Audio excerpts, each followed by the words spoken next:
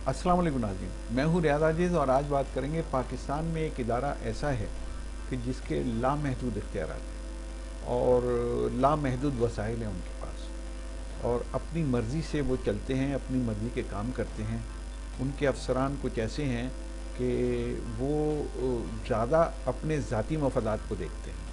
मैं सबकी बात नहीं कर रहा, लेकिन उनमें बेशतर अफसरान ऐसे हैं कि वो ज़ाती मफादात को देखते हैं, अपनी ताकत को लोगों को डराने धमकाने के लिए इस्तेमाल करते हैं, और जितनी भी हो सके पाकिस्तान में और पाकिस्तान के बाहर अपने ज़ाती मफादात हासिल करके अपने आप को मजबूत तरीन करते चले जाते हैं। जी नाज़रीन, मैं बात कर रहा हूँ ISI की, मैं बात कर रहा हूँ पाकिस्तानी फ़ौज की।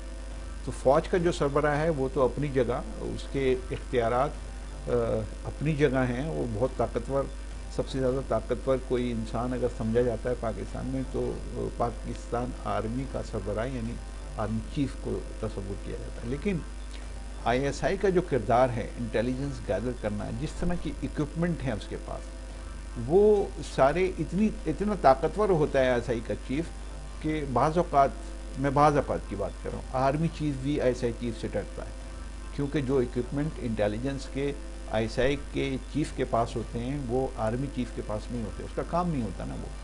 तो बाज़ औक़ात आर्मी चीफ की इंटेलिजेंस कुछ ऐसी हो जाती है जिससे वो थोड़ा सा खौफज़दा रहता है कि ISI के पास ये चली गई है मालूमात जो वो नहीं चाहता था कि जाए, तो उसकी वजह से आर्मी चीफ भी बाज़ औक़ात उससे खौफज़दा रहता है। तो इतने ज़्यादा इख्तियारात और वसाइल वाला इदारा है जिसका नाम है ISI। अब इस ISI में होता क्या रहा है, मैं अगर गुज़िश्ता दौर की बात करूँ, सिर्फ मैं गुज़िश्ता दौर हुकूमत की बात करता हूँ, मैं नहीं करता इससे पहले की बात कि इससे पहले के अफसरान इसमें क्या करते रहे, और मैं नहीं करता हमीद गुल की बात, मैं नहीं करता दीगर अफसरान की बात कि उन्होंने क्या क्या किया है इस इदारे में रहकर। मैं सिर्फ बात करता हूँ मौजूदा दौर हुकूमत की, जनरल फैज़ हमीद के दौर की मैं बात करता हूँ कि जिसमें उन्होंने अपनी ताकत को बहुत ज़्यादा इस्तेमाल किया और अपनी मर्ज़ी से इस्तेमाल किया, और ऐसे इस्तेमाल किया कि उन्होंने बहुत सारे इदारों को तबाह कर दिया। बहुत सारे इदारों में अपने लोगों को इंडक्ट करके उसकी जो हायरार्की है उसको बदल दिया, और अपनी मर्ज़ी के उन इदारों से काम लिए जो पाकिस्तान के इदारे हैं। मैं ऐसे की बात नहीं कर रहा, दीगर इदारों में उन्होंने अपने लोगों को इंडक्ट किया। इसका असल मकसद तो ये होता है कि इंटेलिजेंस गैदरिंग, लेकिन यहाँ पर मकसद ये नहीं होता इंटेलिजेंस गैदरिंग, बल्कि यहाँ पर अपनी लॉबी बनाना होता है। यानी हमारे मुल्क में इस इदारे के सरबराह का काम पाकिस्तान में इंटेलिजेंस के निज़ाम को बेहतर करना है, लेकिन बजाय इसके वो दूसरे काम पे लग जाता है, क्योंकि उसके पास ताकत इतनी ज़्यादा आ जाती है, तो एब्सोल्यूट ताकत आ जाती है, तो उससे ज़ाहिर है करप्ट तो होना ही है। तो पुरानी मिसाल है कि absolute power makes man corrupt.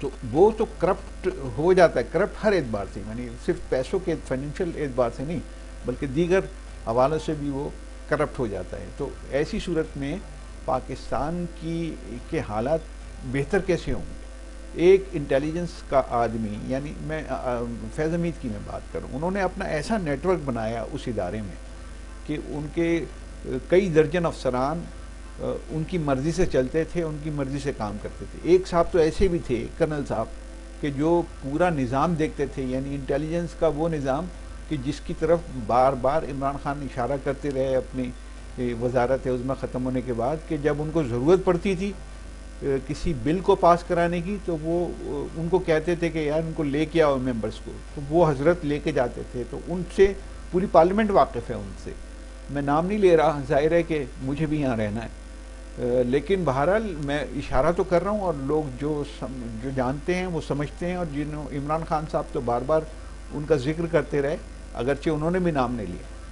तो वो हज़रत इतने ताकतवर थे, जिसका मैं एक और हवाला दूँ, उनका हवाला तो नवाज शरीफ साहब भी देते रहे माजी में कि एक आदमी जो है वो सारा काम कर रहा है। उसका हवाला जो है परवेज़ रशीद भी देते रहे कि एक आदमी सारा काम कर रहा है। तो वही वो आदमी आज ज़ेर ताब है।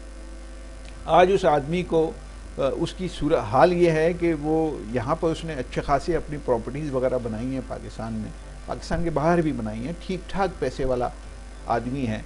और उस आदमी को आज की इत्तलात ये हैं, यानी अब से 2-4 दिन पहले का ये वाक़या है کہ جب وہ فلائی کر رہا تھا بیرون ملک جانے کے لیے تو اس کو روک لیا گیا.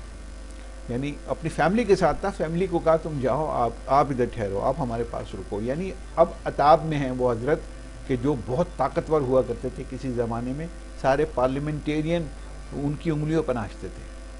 تو یہ پاکستان میں یہ سلسلہ ہوتا ہے. اب ظاہر ہے کہ انہوں نے اپنے ذاتی مفادات اس میں زیادہ دیکھے ہیں, اس میں ریاستی مفادات کہیں نہیں ہیں, اس میں ذاتی مفادات ہیں یا عمران خان کی پارٹی کے مفادات ہیں. جو فیض حمید اصل میں عمران خان کی پارٹی کو پہلے بھی اور شاید اب بھی ڈپٹی جنرل فیض حمید ہی رن کر رہے تھے, اور آج بھی شاید وہی رن کر رہے ہیں, وہی ان کو مشورے دے رہے ہیں, وہی ان کو ساری باتیں بتاتے ہیں جو بار بار عمران خان کہتے ہیں کہ مجھے اندر سے انفارمیشن ہے, مجھے اندر کی خبر ملی ہے کہ میرے خلاف سازش ہوئی ہے, مجھے مارنے کی دھمکی یا ایک سازش تیار کی ہے, پلان تیار کیا. وہ جنرل فیض حمید اور ان کے الائیڈ, ان کے ایسوسیٹس جو ہیں ان کو انفارمیشنز دے رہے ہیں. تو اب موجودہ حکومت نے یا موجودہ جو رجیم چینج ہوئی ہے اس نے اور آرمی چیف نے یہ فیصلہ کیا ہے کہ اب اس کی تطہیر کی جائے تھوڑی سی.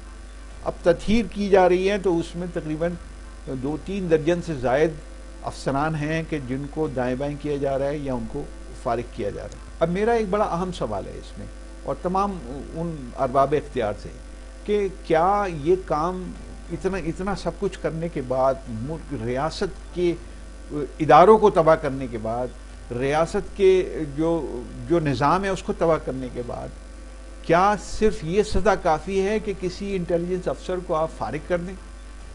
کیا یہ سزا کافی ہے کہ اس کو ادھر سے ٹرانسفر کر کے بھاولپور بھیج دیں یا بھاولپور سے ٹرانسفر کر کے کسی اور جگہ پہ بھیج دیں اگر آپ کی مرضی کا کام نہیں ہو رہا؟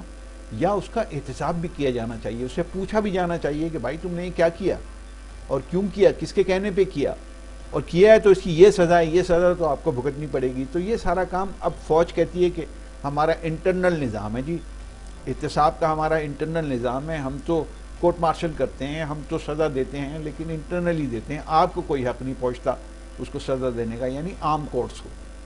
تو میرا سوال یہ ہے کہ عام کورٹس کو کیوں حق نہیں پہنچتا ہے ایسے لوگوں کو سزا دینے کا, یا فیض حمید کو بلا کے کیوں نہیں پوچھا جائے, ایک عام عدالت کیوں نہیں بلا کے پوچھے کہ آپ نے یہ سب کچھ کیا, کس کے کہنے پہ کیا اور کیوں کیا, اور اس سے پاکستان کو یہ نقصان ہوا ہے, اب آپ کی یہ سزا ہے. یہ کب نظام پاکستان میں بنے گا؟ فیض حمید سے کوئی نہیں پوچھ رہا, جنرل باجوہ سب کچھ کر کے چلے گئے, اعتراف بھی کر لیا, ان سے کوئی نہیں پوچھ رہا بھائی تم نے قانون کو, تم نے آئین کو پس پش ڈال کے ایسے کام کیے جو تمہاری جورسڈکشن میں نہیں تھے, تو تم نے تو وہ کہتے ہیں کہ غداری, تو تم نے تو سب سے بڑی آئین سے غداری کی ہے. لیکن وہ حضرت تو دبئی میں مزے کر رہے ہیں, ان سے پہلے والے ایک حضرت تھے تو وہ بھی اسی طریقے سے دبئی میں وہ دوسری جگہوں پہ مزے کر رہے ہیں. تو یہ نظام کب تک چلے گا پاکستان میں؟ اور جب تک بھی چلے گا اس نظام سے پاکستان کو کوئی فائدہ نہیں بلکہ نقصان ہی ہوتا رہے گا. اور آج تک اس کے نقصانات قوم بھگت رہی ہے, عوام بھگت رہے ہیں. تو عوام اس کے کب تک نقصانات بھگتتے رہیں گے, ریاست اس کا بوجھ کب تک اٹھاتی رہے گی؟